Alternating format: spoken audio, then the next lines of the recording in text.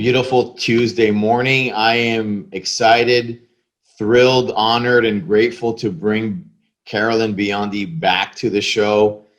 For those of you that recall, she was our first guest on the show where we really talked about positive psychology, her journey with the disease of alcoholism. Today, we're going to pivot and enhance that conversation 3 levels, and then we're going to have an opportunity to have her walk us through Dr. Seligman's PERMA model. And so without further ado, I'd like to introduce Carolyn Biondi, a close friend and a mentor to me. Hi, Tony. It's great to be with you this morning. Thanks for having me. Thank you, Carolyn. So I just want to pick up on some things that we've talked about over the last few weeks, specifically on this time, unfortunately, this negative environment that we're currently living in, and how you feel that the PERMA model would benefit us. I guess just better understand how we're anchored to the 5 core elements of psychological safety and well-being. Can you give us some background on how this model came about, your influence or your understanding of it in working directly with Dr. Seligman, and what it is that you're going to be talking to us about today? Yeah, I'd love to, Tony. So I was really fortunate to attend the Masters of Applied Positive Psychology program at UPenn over the course of, 2018 to 2019, which is the program that Dr. Martin Seligman founded to teach the ideas and the research about positive psychology. And he had started that. He's really considered the founder of that movement in that field. It occurred kind of at the transition of the millennium. So, in 1999, he really launched the call to develop positive psychology within the psychology community, because what he saw was that we'd spent 100 years or plus in the psychological community talking about what was wrong with people and how to fix problems and how to diagnose and then treat the problems, and that had only gotten us so far. It's really important to understand mental illness and behavioral issues, but then how do we move people from just kind of being okay to being well and to flourishing, this idea of flourishing. And so that, and it had come out of his research on depression. He had been studying depression for decades as a clinical psychologist and a researcher. And he had introduced this idea of learned hopelessness, that what happens to us in our environment that just makes us kind of give up and not try to overcome our problems. And so he understood a lot about what makes people give up, what is wrong with people, but then what about what's right? And so he started to say, what's strong, what's good in people, and how do we build on that? And so after this kind of critical moment in 1999, when he said, this is what we really need to be doing, he spent the next decade or so working with all kinds of people in the field and even other fields to say, what is good and right in people, and how do we build on it, and what happens when we do that? That's when we get to a flourishing state of thriving well-being. And in about 2012, he published a book called Flourish. And that's when he introduced the 5 pillars of PERMA.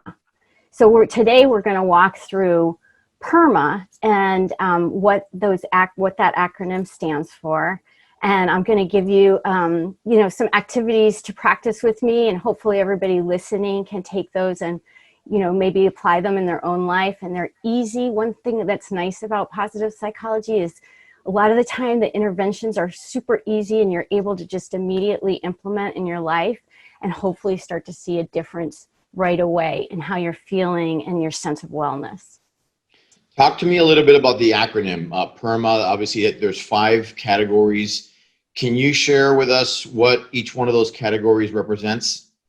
Yeah, so P is positive emotion. Okay. E is engagement. R is relationships. M is meaning. And A is accomplishment. So if you take those 5 things together after studying, looking across all kinds of research that existed in psychology and psychiatry, and then generally just looking at history and culture, he came up with those categories to say, if we kind of make all of those levels rise in us, the kind of well-being that we have within those 5 categories, we're going to really start to feel like we're thriving and flourishing. Okay. And so when you look at this model, is it a lockstep model where you need to finish one to go on to the next, and then obviously it's the sum of all its parts where you see the most benefit? Absolutely, it's not that way. We can work on them all simultaneously, and some are more kind of relevant and priority in our lives at sometimes than others. So, but if some have been neglected, maybe we want to shift our attention and make sure that we're cultivating well-being in those. And I also want to add that one of the recent developments is to add, there's 2 ways that people have modified the acronym. So within the positive psychology field, people have added an H or a V at the end, PERMA with an H or PERMA V. And that H or that V, H is health and V is vitality. And they both kind of get at the same thing, that there's also maybe an element of our physical well-being that we also need to integrate. So that would be things like diet, nutrition and sleep and exercise, and understanding the physiology, the physical feelings of emotion, things like that. So we'll talk a little bit about that as well. Carolyn, it's funny, without looking at it from a clinical standpoint, like Dr. Seligman, or you obviously studying under him, what an experience, by the way. I can't even imagine how much fun it must have been, going to class or even listening to some of his lectures. What we're trying to do as a brand is really, not PERMA-esque, but it's essentially like really pulling in those categories where you look at the positive mindset. Self-care is a big one for us. Yeah. Then another one is movement, and then which would be the H kind of for you guys, for the guys at the PERMA H. And then the other one is fuel, right? How do you fuel your mind, your body, and your recovery? And so interesting how, without having the experience that Dr. Seligman has, this is something that's been pivotal for me in how I approach my life and my recovery and just my overall well-being. And so those are key contributors to the way I live today. So fantastic. Love to hear that there's been another letter added to it.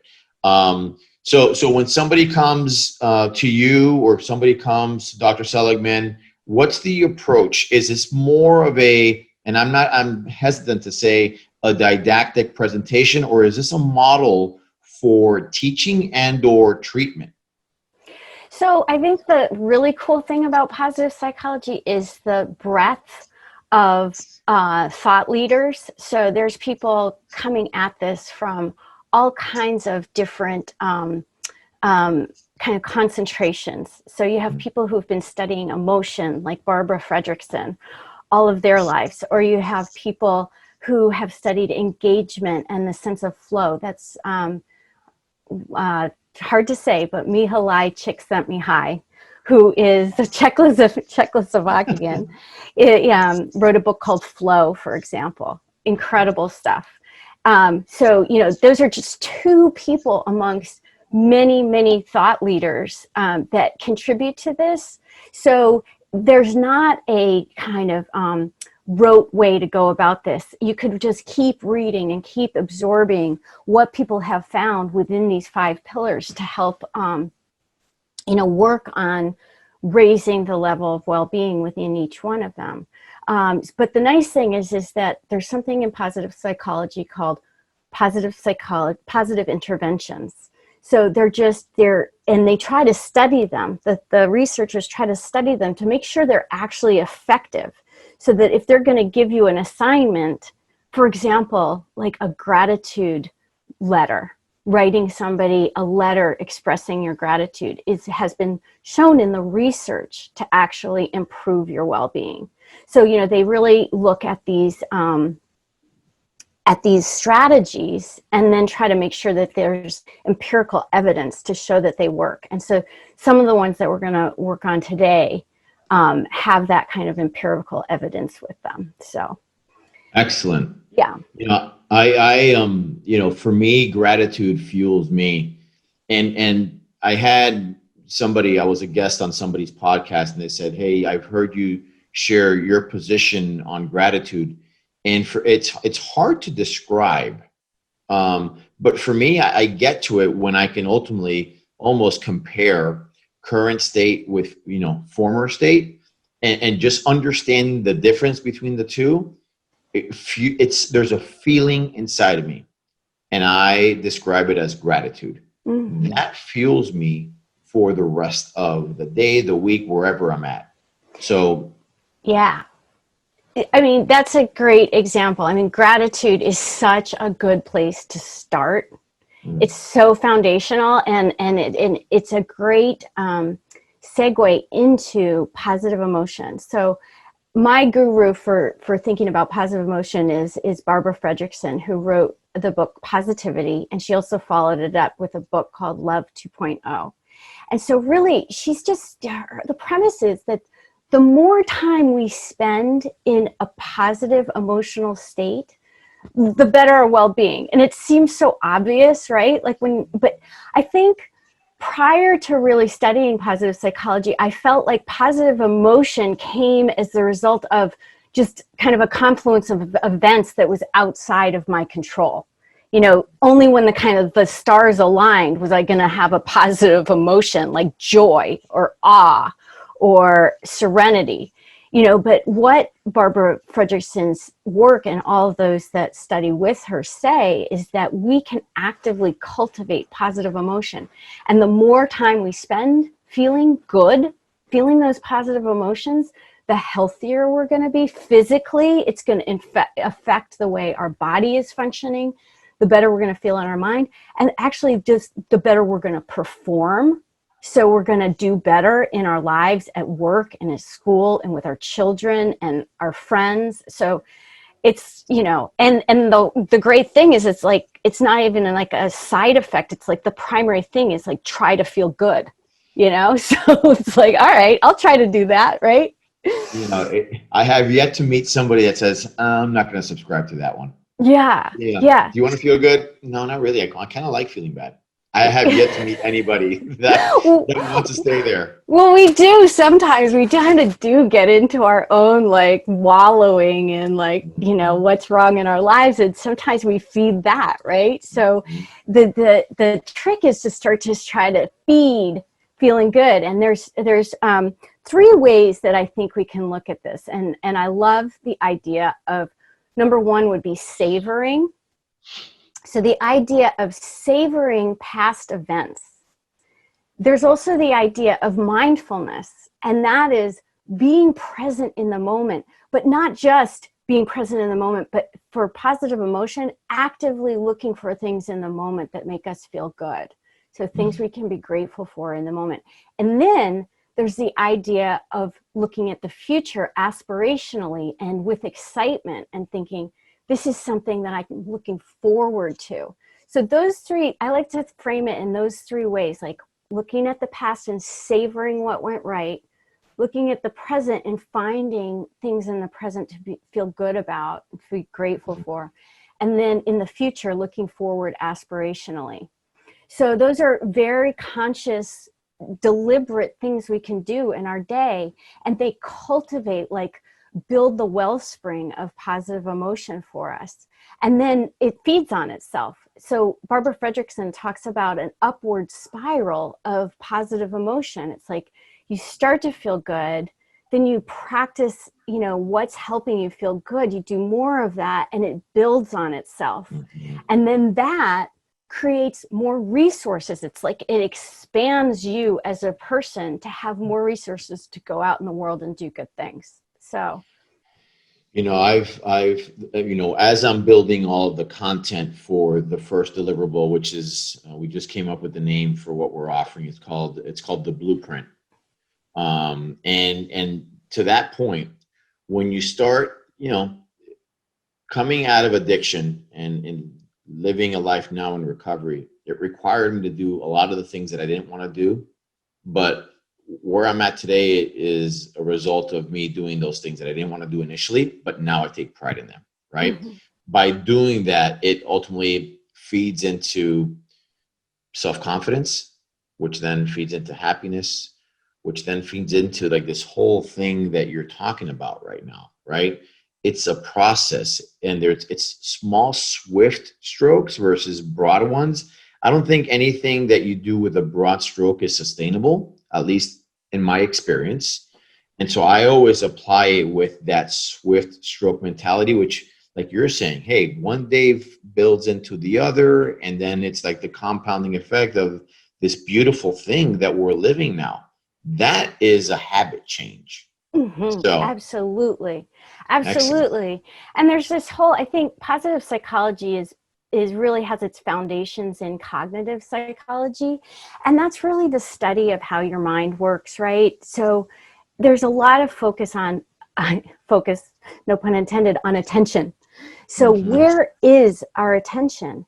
And what we attend to creates our reality. That goes back to, a late I guess it would be late 19th century psychologist into the early 20th century, William James. He was one of the early psychologists that said, what we attend to is what makes up our reality. So, if we're going to have a positive life experience, let's attend to the good stuff. Let's focus on the good stuff. So, that being said, I want to try just a savoring exercise with you right now. Let's do And it. then, you can kind of, hopefully, everyone who's listening can try this themselves, and you can apply it both to the past, the present, and the future. So, if you can, Tony, I just want you to think of, it could be anything. It could be something that happened yesterday. It could be something that was like the best day of your whole life. Or it could be just generally, something in your life over time that's made you feel good. So I'll give you a moment to think of something. You don't have to think too hard. Just last time you felt a positive emotion. And so now what I want you to do is I want you to tell me about it in detail. I want you to just describe like the sensory experience of it, like, who were you with? How did it feel? What were you seeing? What were you hearing? What was the experience like? And just talk to me about that. Yeah, it's going to be related to this business that I'm building, right? And I think that whenever you want buy-in from the public, coming from the life that I lived to this life, sometimes you have or you question whether you belong, if you have an imposter syndrome. And Mm. so, if I want to be the coach, the motivator that I aspire to be, I also have to have somebody who's coaching me and motivating me to kind of move forward. And so as I'm talking through these things with my coach, who has a lot of experience in this category that I'm currently going to be living in, I'm walking him through all of the content that I've built. And it's very unique to my life, but it's very applicable to anybody else, right? And so I almost want to vet the content with somebody who I really look up to, very sharp, is very authentic and genuine in the feedback that he gives you. And so when I'm presenting, this was over the 90 minutes where I'm presenting him all of the content. It's almost like you're being graded, and I'm seeing the buy-in, the body language as I'm presenting all of this. And he says, the words that he said to me were, if there was any question that whether you belonged or not, I hope that you've listened to your presentation because you belong. And so for me, it was a little bit of a euphoric feeling right? Because this is like, Carolyn, this is my life's work. There's tragedy, there's epiphany, and then there is glory. And does this make sense? To me, it does. To my son, it does. To those who are close to me and have lived the life, from a distance, but they've lived it. They know it. This gentleman has not yet said, hey, I love everything that you've put out there. I love the tone and pulse by which you're communicating it. And I think that you're shortchanging the amount of people that you can impact with this. That to me then takes me back to the original intent for me coming into this business. I mean, this is not about money. This is about ensuring that I help one or two people. It'll be a lot more than that. I know that. But right now I got to think, going back to the swift stroke, that one person, that second person. That made me feel, I haven't felt that happiness, Carolyn, in a long time. I felt relief in knowing that my son knows that, I'm doing this platform and it's become almost like a journey of my addiction, and now I'm here to help. But just the happiness that I felt from somebody on the outside it's almost undescribable. It's almost like, I would even say, it's like this happiness that I felt when I wasn't sick, when I wasn't an addict. I love It's that. almost going back to like when I was really, really young. Yes. This innocence.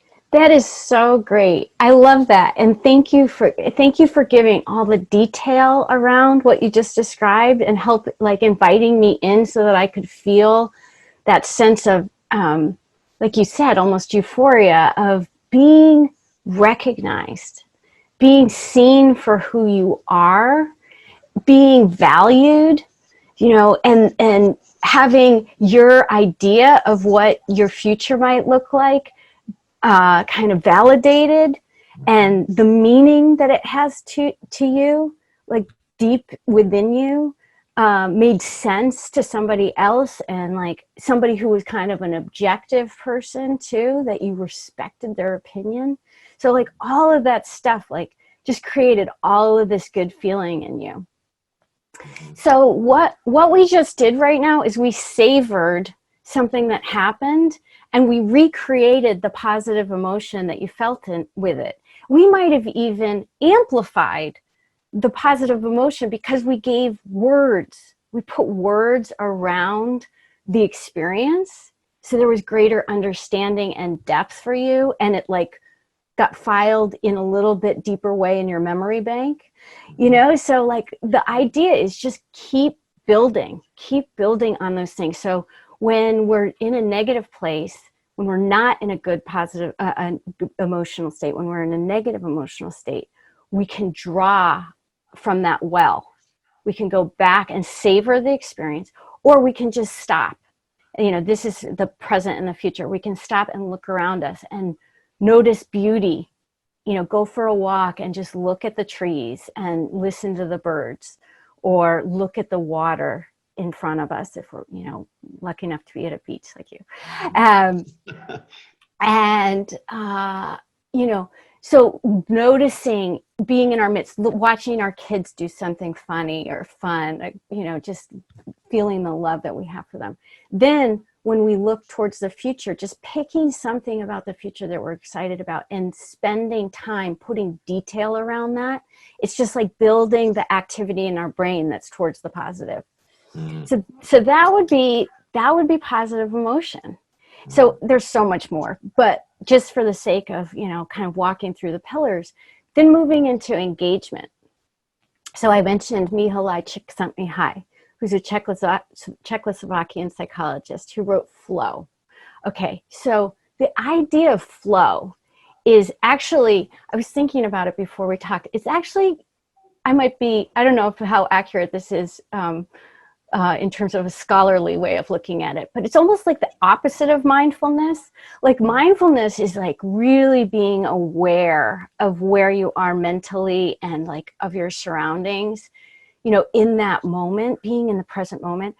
When you're in a state of flow, you actually lose yourself. So you lose a sense of time and you lose a sense of place, and you're just focused on what you're doing.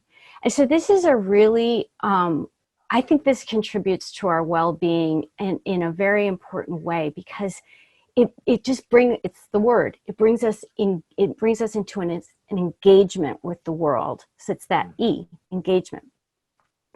And so, you know, people who are expert at things, like I'm thinking like an athlete doing their whatever their thing is, when they're in that moment, they're in a complete sense of a state of flow. Like they're just focused on what they're doing. But we don't have to be like an expert, you know, like a professional athlete or something.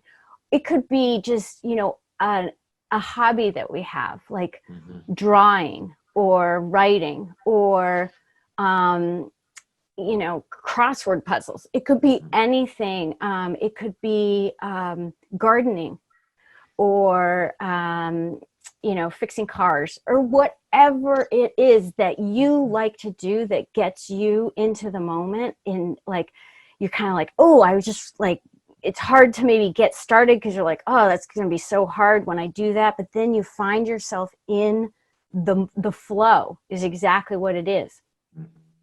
And the cool thing about flow that I love is it's like, I think there's like in the book, there's like this diagonal line in, you know, one of those graphs, right? And the idea is that the diagonal line is formed by matching the resources that you feel you have, the skills and the know-how, with the challenge at hand. Like if you fall too far below challenge, you're bored. If you go higher than, you know, what your challenge is, you're intimidated and you give up. It's too much. But when you hit that sweet spot, you can just ride it like a wave. You know, it's that sense of like, I know how to do this. It's complicated and you know, it's not clear, it's not straightforward, but I'm going to keep at it until it's done. That kind of thing. It's like engaging all of your faculties, you know?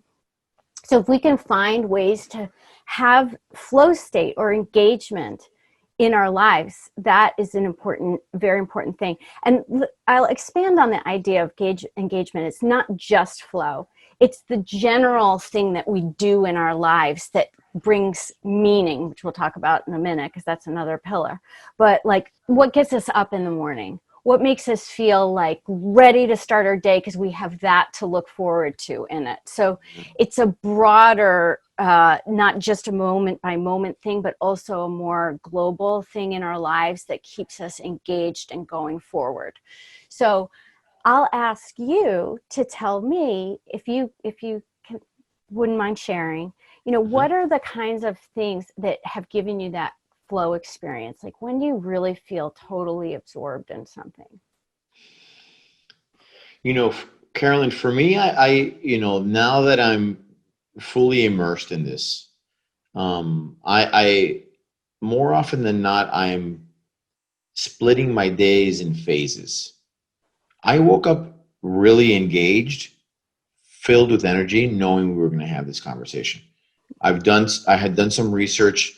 I saw Dr. Seligman's YouTube presentation. I believe it was TED, but he seemed like if he was in a classroom or something with, you know, all kinds of audio AV equipment behind him. And so I was excited to hear your experience in working with that. For me, the engagement has come, and this is surprising, in me writing content. For me, in the past, it's this requirement, something I had to do, but now I've almost reframed it where the lens by which I'm spending time in writing content, I'm thinking about somebody else. And I've almost taken myself out of the task of, you know, writing. And now I'm saying, how, when I do write and when I do build this content, how is the person on the opposite end of this going to take this? And like, now I am laser focused on this. So, and laser focused to the level where the engagement is really high, where I say, hey, I'm going to spend an hour. Next thing you know, I've been there for 2 hours and 20 minutes. That's engagement. Whereas before I was thinking, okay, how much time? How much time? How much time? I need to get out of here. No, I am so engaged that time is not even that important. Yeah, that's so good. And it's like the opposite of what we might have once thought of the desire to use a substance. You Mm. know, so it's like, or, you know, whatever behavior it is we might be trying to overcome, that kind of like, I just feel like escaping for the moment. You know, I feel like you just, you know, kind of checking out of the world. Engagement is a way, flow is a way to check out from our kind of, you know, the busyness of our ego and just be Mhm. completely in, absorbed in something else. So it's a great, healthy a way to escape. And it's not just escape. It's like activating everything at our disposal to make something happen in the world, right? I would, I mean, just learning this now from you and the, you know, just how well you're putting it into words for me. It's almost like for me, it's almost like an active mindfulness. Right. Great. You know, like there's some activity, there's a catalyst, there's some kinetic energy there, but I'm Yes. mindful. I don't know if that makes sense, but that's the Yes. way you know, that's the way I feel about it. Yes, absolutely. And like when you mentioned that you feel yourself writing for other people when you're preparing this content, you know, so it's that sense of why you're doing it and who it's going to affect, and that builds into some of the other pillars that we're talked about, like relationships and meaning and a sense of accomplishment. So it all ties together. You know, Hmm. all these pillars kind of blend into one another and feed off one another. So, you know, kind of trying to present them succinctly today, but they really just are all interrelated. Beautiful. So that's engagement. And so, you know, just moving into the R, like you said, when you know, part of the satisfaction that you get out of preparing the content is that you're going to have an impact, a positive impact on other people's lives. There's something so important about other people in our lives, you know, you know, who shares our life with us. So just going back to, you know, how do you create positive relationships in your life? And there's, you know, you could go on for hours, right? How do you have a positive relationship? Hmm. But you know, just for the brief strategies that these positive interventions that I was mentioning earlier, we can bring to relationships. And uh, Jane Dutton is a scholar who talks about high quality connections. And these are usually just brief interactions with people, and they could be with your partner and your children or your parents, but they could also be with somebody you talk to in a store, you know, or walking down the street, or, you know, just a stranger. So the high quality connection is when you just have a moment with somebody where you like, you just see eye to eye, you share a laugh, or, you know, connect, and you know, you know somebody else is feeling some compassion for where you are, or you are for them. So that's what a high quality connection is. And how do you foster high quality connections? Well, one of the techniques is, you can read about this in Karen Reivich's book called The Resilience Factor. So positive relationships feed into resilience, which is so important. Like, we all want resilience right now. We want to get through this difficult time. In that book, Resilience Factor, Karen mentions the study of active constructive responding. And this was done by some other scholars that she cites in the book. But active constructive responding is a way that we talk to one another, a way that we interact with one another that is different than, for example, passive constructive responding, or um, passive negative responding or active negative responding. So you're like, okay, that's a lot. So what we're going to do is play this out a little bit, you and me. Yeah. So if you can conjure up maybe something recent that happened, like maybe there's something that just anything that happened yesterday. If you can think of something off the top of your head that's on the positive side of the continuum, that's great. But even if you end up talking about something negative, I'm going to demonstrate, we're going to go through the example 4 times, just briefly. And I'm going to demonstrate what not to do 3 times, and then what to do in the final time, okay, to create a high quality connection. So if you can think of something, you just start to tell me about it. And just, it could be like, tell me something in like 3 or 4 sentences. It doesn't have to be a long description. In terms of an interaction that I had with somebody? Or no, just anything that happened to you, just something on your mind.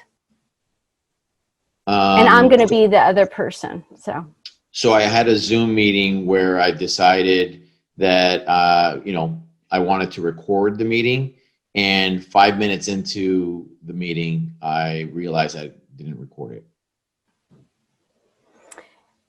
Well, don't you normally, before a meeting, don't you normally like kind of make a checklist and say, I'm going to make sure I do these 3 things, like turn on the recorder? Don't you normally do that? And then you would have saved yourself that inconvenience and the disappointment of not having recorded it. Yeah, I do. Unfortunately, I was. Okay, that's all. Yeah. Yeah. That's example number 1 on what not to do. Wow. Yeah. Let me show you what to do so that it won't happen again. Yeah. Okay. So now say the exact same thing to me, and then I'll give you another example of what not to do. So just, yesterday you went to a meeting. So yesterday I had a Zoom meeting and I was supposed to hit record, and 5 minutes in I realized I didn't. Oh my God. That happens to me all the time where, I want something to go really well and then it doesn't. Like, yesterday when I was, about to go to a meeting, I realized I hadn't prepared. And it was so frustrating, because it was a really important meeting to me. Okay, so that's another example of what not to do. Okay, all right. Okay, so now one more time. Okay. Yeah. So Carolyn, yesterday I had a meeting on Zoom, wanted to record it. 5 minutes in, I realized that I had not recorded it. Oh man, that must have been such a bummer. But you know what, I gotta go right now. So yeah, sorry to hear about that. Okay, now that was 3 times. So what I just did is I did, and I can't remember what order, but I did, the passive negative, which was just like kind of turning the tables on me. I think I'm going to get them confused, but I turned the tables on me in one example. And so I made the focus about me. In another example, I didn't help you solve the problem. I was like, well, why didn't you make a checklist? So I didn't help you solve the problem. I just kind of reinforced that it was a huge bummer that you didn't do it. And then in the third example, I was like, I don't have time for you. That was my message for you. It's like, this isn't important to me enough to listen to you. Okay, so now we're going to do it with what's called active constructive responding. So now just tell me that same sentence. So Carolyn, yesterday I had a Zoom meeting that I wanted to record. 5 minutes into the meeting, I realized that I had not recorded it. What a bummer. Oh, shoot. Oh, Tony, that must have been such a drag. Oh, so what happened? So I literally had to pause the Zoom call and kind of start from scratch, then hit record. So it was kind of awkward, but they were somewhat tolerant. Oh, phew. So you kind of were able to go back and start again and get some of the same content, and you were able to kind of fix the problem in a lot of ways. It wasn't perfect, sure, but you got it done. And it was so nice that people were understanding, right? But I hate it when that happens, when you got something really important and then it's like, oh, I wish I had remembered. But so you got through the meeting and everything was fine? Got through the meeting. Everybody was happy with the way everything, turned out, and, but it's a little bit embarrassing. Yeah. Yeah. It kind of leaves you with that feeling. But, I mean, none of us are perfect. Like, it happens to the best of us, So good. Yeah. So I feel good about it right now. So that was just an example of, like, what not to do and what to do. It's like really meeting somebody where they are and hearing them, stepping into their shoes for a minute, and allowing the person to have their emotional experience with you, kind of rehashing it. And with it, when you're doing active constructive responding, you're really supporting the person. So it creates all this good emotion between the two of you. You're like, next time something goes wrong, I'm going to make sure to call that person again because they helped me feel better. Like the sky is not falling, the world did not end, it's all going to be okay. Had a good laugh about it. Like, all those good feelings are really important. So that's active constructing responding. So you can use that in your relationships all the time. Like if you find yourself kind of your mind wandering, or like you're just focused on yourself, which happens to us, it just gets the best of us. Just try to draw yourself back and be there for that person, because you're creating resources in the relationship that are going to be there for you when you need them. So for me, even for me, in my own experiences, this is a fantastic tool to slow down. Yeah. Right. If I'm in the car, somebody's sharing something about what happened to them, and I'm already preparing what my response is going to be to that one question. Why am I doing that? I haven't even heard the entire issue. Right. Yeah. And so this, it's all like this whole active listening component. Yeah. Yes. Yeah. Love it. Just helping that person to, either work something out that didn't go well and maybe help them shift into a positive. Or if they are describing, like, for example, that we did that a little bit when you were talking about your speaking with your coach, I hopefully, helped you to savor that moment by asking you questions like, what made it good? And repeating back to you what I heard you say that made you feel good about the experience. All of that stuff just reinforces it. It just edifies it, like it was like shoring up the foundation of something. So, those are good things for relationships. Another really easy, quick thing is something called strength spotting. So strength spotting is, you can go into the research done by, it started with Dr. Seligman and Chris Peterson, and now one of the great thought leaders is Dr. Ryan Nemec. And he, I think his book is called The Power of Character Strengths. But if you search for Nemec, you'll come up with a number of books he's written on character strengths. So the idea is that we all have strengths within us, and they did a lot of research to identify the 24 strengths that we all have in common as a human community, which are things like humor and leadership and appreciation of excellence and beauty and curiosity and creativity, and on and on. So one of the things you can do to build positive relationships is to strength spot in people. So you might hear somebody talk about something or see them do something, and then say, you know what, you just demonstrated so much fairness and kindness in the way that you approached that situation. Or, wow, I never noticed things like that. And you just, noticed what a beautiful day it is. And I wish I did that more, because it just is really like a moment of gratitude that you create. So you can do it with your kids, your partner, your work colleagues, anybody. You can do it with a stranger, where you recognize something, and it kind of takes people off guard. They're like, wow, normally people don't recognize me for like just something that I just kind of not that important that I did. But recognizing people's strengths, so that idea of strength spotting is also a quick intervention that it can also change it can shift the mood of a relationship. Like if you're like, Yeah, we really Literally, kind of yeah. need to get this into a better place. You can do that strength spotting to shift. So that's another one about positive relationships. This isn't only about bringing this into the personal, it's about also bringing it into the professional, which sometimes consumes people. So fantastic. Yes. Yeah, there is a lot of research about using character strengths at work. So Mhm. for anybody curious, you can keep reading and reading about how it can change the dynamic of a team, how it can make a team more productive when people are strength spotting and starting to say, oh, you know what, I know you're really good with this aspect of what our team is trying to accomplish. And, so let's, make sure we lift up your strength and as we're trying to get this done. And so there's a whole way you can use character strengths in groups that's really interesting. So I like that. I like that.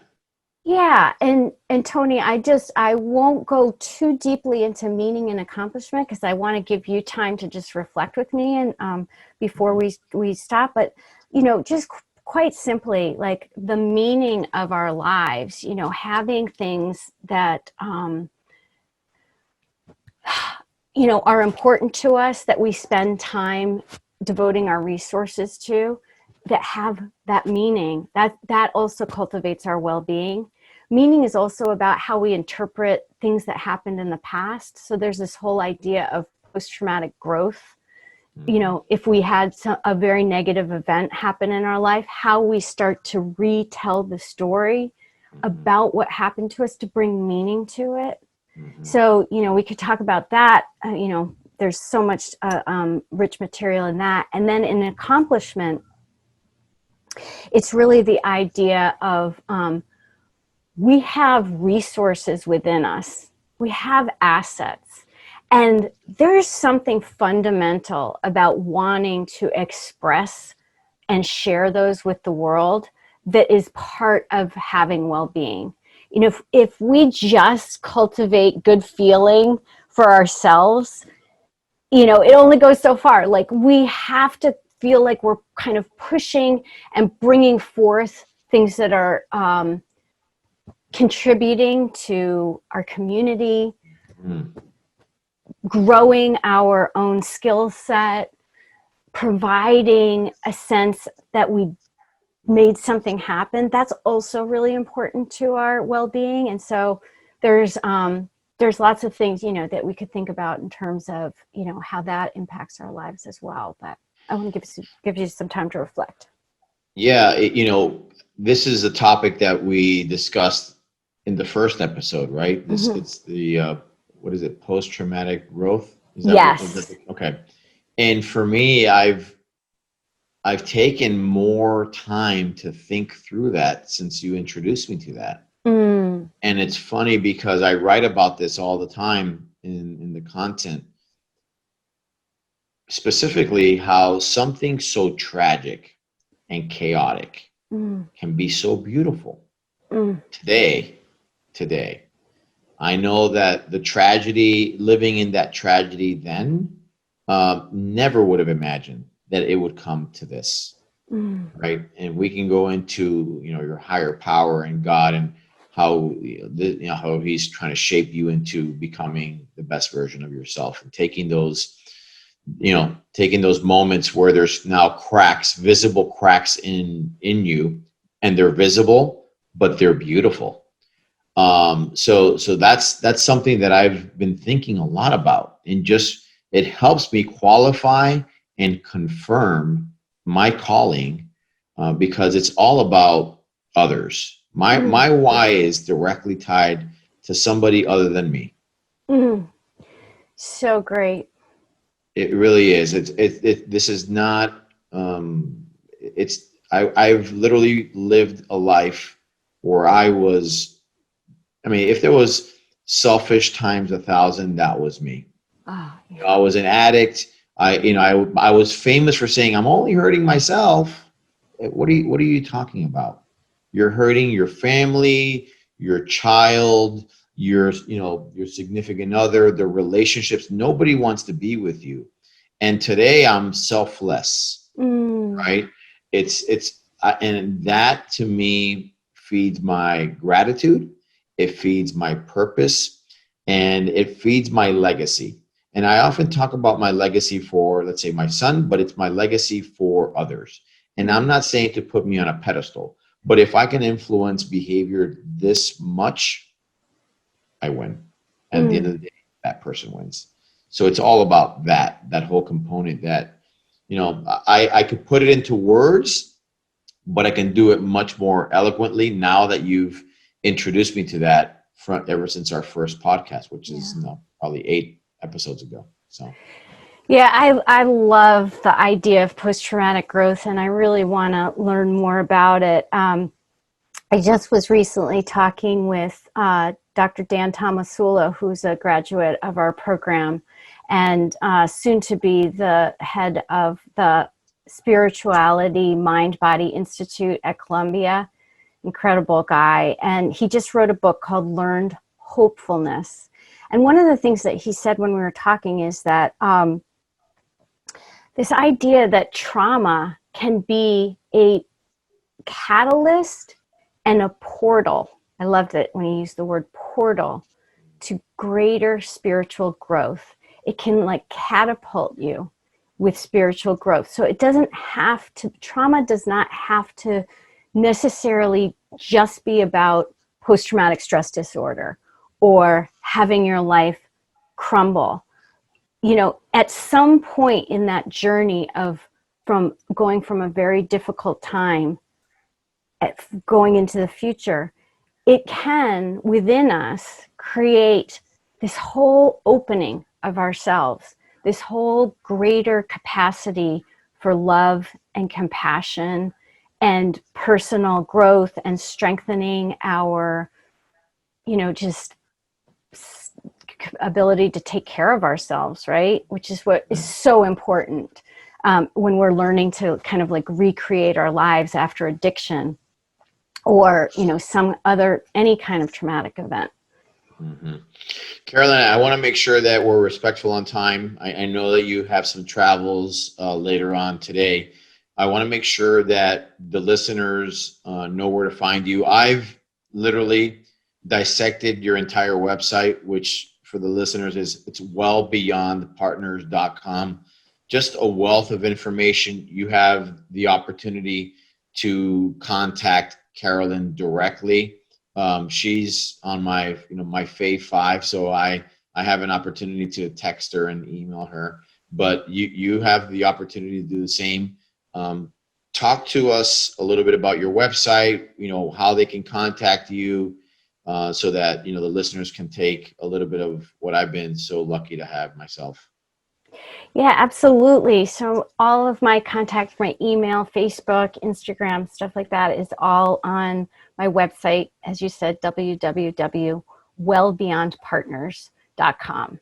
And, I'm just building a practice where I'm working individually with people on all the stuff we just talked about, as well as groups. And it can be groups in academic settings. It can be in work settings, community-based settings, working with people like, who are working on personal growth together. Happy to help anybody with these ideas if I can.